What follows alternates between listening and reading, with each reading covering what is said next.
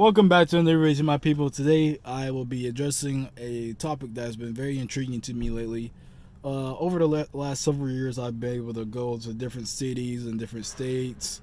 I haven't gone to another country other than Mexico for a couple minutes. But it's been enough for me to get a very good case study of the Northern Americas and what the people in the towns are like. So there's this place or this part of the city or whatever in various cities. Pretty sure it's in your city as well. But they call it the projects. The projects are basically like a lot of people are on like government assistance or whatever, or a shotgun house. You may have a very close next door neighbor. It may be all in all 400 square foot, 500 square foot. And then it's there's a lot of drugs and violence and chaotic.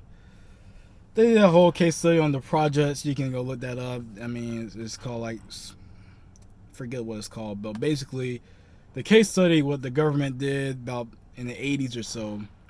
You put the people very close together. That's not necessarily a problem because a lot of cities and condominiums and everything, people live close together all across the world. But the kicker was you separate, possibly for the mother from the child, the DHR thing. Then you docile the father, give drugs to the parents or whatever, and then make them starve for food, scarcity, and then you put that same mentality in front of the kids. They watch the rap videos, they watch TV, they idolize the TV rather than looking up to the parents or a friend or someone, and then it's just a whole mess. And that's the projects. But what I'm starting to discover, and I kind of knew this a couple years back, I've been in the projects. I've been on in LA. I went to Skid Row. You got people on heroin, crack, a lot of homeless people. You got people, they got, I'm not even sure they got the projects like we have here in Birmingham, if it looks the same, but, that same atmosphere. Then go to Beverly Hills, then go to Santa Monica, whatever. The houses all look the same in each neighborhood. You go to the trailer park, over here to the trailer park. Everything looks the same. You go to, I've been, just a couple weeks ago, I was in a $1 million neighborhood, houses that's worth millions of dollars. I mean, you probably couldn't buy nothing with $800,000 there. I mean, these homes are 35,000. Excuse me, not 35, 3,500 square foot and up. There's one house which was very, very telling and a very, very good point to this video I'm making. One house, very grand house. It looked grand. But there was a Lamborghini out there, probably early 2000s model, whatever. I'm not way too familiar with what the model was. But it was on bricks. It hadn't been moved. Looked probably in months. You got leaves and stuff on it. It was bricks under the tires. I was like, this person's just flexing the Lamborghini.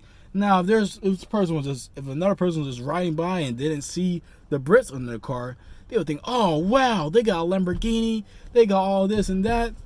Me being noticing this car has not moved in months, and it's not one of those cars that hasn't been moved in months and you just keep it stored in the garage. No, they have a garage. It was just out there, on bricks. So a clear flex stunt. I don't know the whole story. They could have just got delivered for I don't know, but that's a very good point to my study. These $1 million homes and everything, these so-called rich people, I mean, they just do a better job of masking it. I remember the movie Scarface. He's it was him and the wife arguing in the restaurant, wherever, and the wife had stormed out, and Scarface was like, oh, so now I'm the bad guy, and what's that make you good? He said, you need people like me. He said, the only difference between me and you just do a better job at hiding it. And that's what the whole mask thing is about, hiding and blending in. don't ever take it like these people who have millions of dollars or these people who don't have $5 are what they are equivalent to their dollar or their grades or their cars or their square footage of their home. Like it's all just, you know, a publicity stunt. It's a mind control. It's you know, pretty crazy because people get really worked up about like, well, I was just over at this person's house a couple days ago.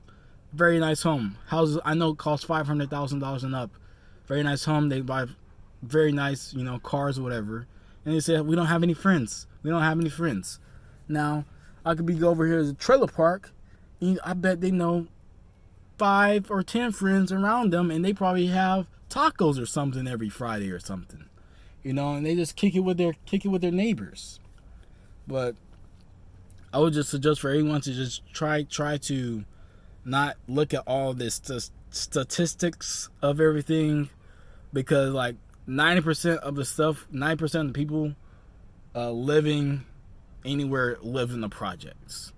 Like if a builder came out, you're gonna go home that later on that day and say, yeah, we got this project over in the east side of town. Yeah, we're working on this project on the west side of town, and the project could be a 5,000 square foot home, or it could be a 50 square foot home. Like it doesn't really matter. It's a project. It's all a project. It's all a case study. If I put this person here with this, and that, what was the result going to be? If I put 20-year-olds all in the neighborhood together, will they be more noisy? Will they learn how to become more self-sufficient? You know, like the only thing like that's not a project is like in the countryside where you just got acres and acres of farm or land, and then you got your house right here, and then another house 3 blocks away. Like that's something you built personally. But if someone else had to build it and they just like slapping up houses like they do over here in Birmingham, like they just line up a house and just go da, da, da, da, da, da, da. Same floor plan. They may do 2 or 3 variations of a home. It's the same floor plan, the same model. It's just like cars. Like every car is the same. I've not seen a unique car. Even like your Ferraris and your Mustangs, not Mustangs are not. Your Ferraris, your Lamborghinis or whatever, you know, luxury sports cars or whatever. It's all the same thing. They mostly all have 4 wheels, a V6, a V8, V12 engine. It's gonna be pretty basic. You know, some just cost more than others. Like this shirt right here. This shirt is a non-name brand shirt. If I was gonna go get a shirt that had a Nike logo, this shirt would cost $30. But this shirt maybe costs $5, $7 or something. I mean, it's outrageous. Logos get people, and then just numbers get people. That's what people are just been trained to be fascinated with. All right, thank y'all for watching. Hasta luego.